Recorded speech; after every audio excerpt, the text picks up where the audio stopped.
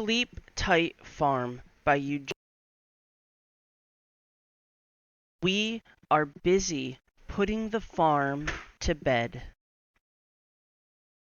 With our crops mostly in, strawberries and raspberries, vegetables, honey, and hay, now is the time to prepare for deep frost, the coming wind and snow. Many hands make work light, Mom says. We shake straw over berry plants to blanket them from winter's frosty bite.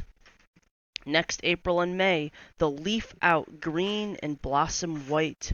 In June, they'll give fruit so red and juicy, we'll make jam and freeze berries to eat till summer comes again. We lick our lips, remembering. Good night, strawberries, covered with straw. We cut kale and chard and broccoli.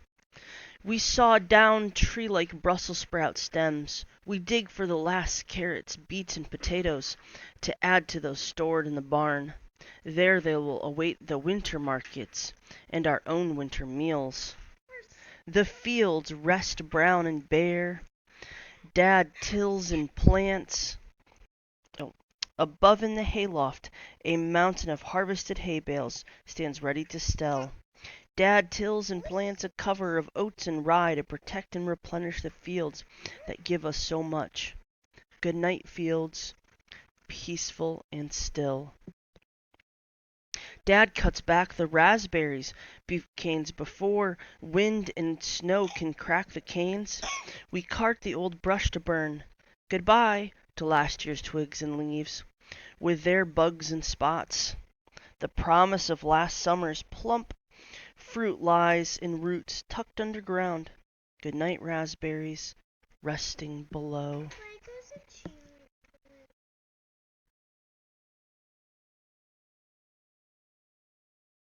We stack wood by the house, the sugar house too. It will heat our home all winter, and in the early spring it will fuel the fire that boils maple sap into syrup. Good night, stacked wood waiting to work. Before the winter winds come howling, we secure the hoop house's plastic sides with ropes and bales of hay. Inside, we float sheets of white cloth over the baby greens till the New Year's thaw.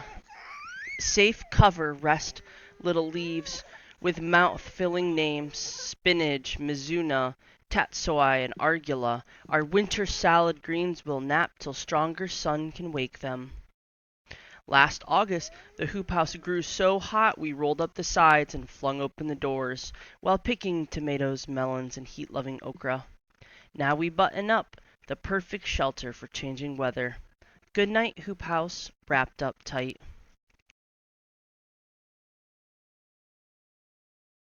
We board up cracks in the coop and set a timer to give the hens the light they need to lay eggs all winter.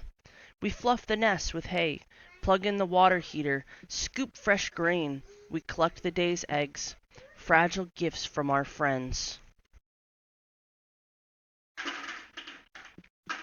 With bales of hay, we build a windbreak for the beehives and place a stone on each lid to hold it firm. We make the hive entrances smaller to keep the roaming field mice out. Within each hive, a single queen lies in a cluster of maids working to keep her fed. In September, we harvested honey and wax, but left enough for the bees, who made enough for us all. Good night, bees, sheltered and safe. The farm stand is stocked for the holidays, with fresh eggs and greens and roots, onions and garlic braids, decorative corn, honey, and maple syrup. There's plenty for us and plenty to sell. Mom and Dad moved planter, cultivator, tiller, baler into the equipment shed, a shelter from rust and cold. The tractors go in last. Good night, farm. The fire jumps in the wood stove. We feast on homegrown treats, vegetable soup and berry pie. We pull clinking lights from a box to hang on the porch. Look, Mom says, The rising moon, the bright sway of stars in the sky.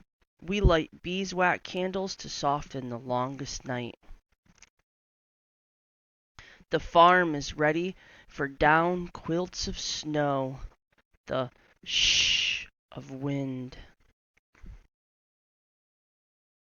Dad tucks us in. Good night, farmers. Sleep tight.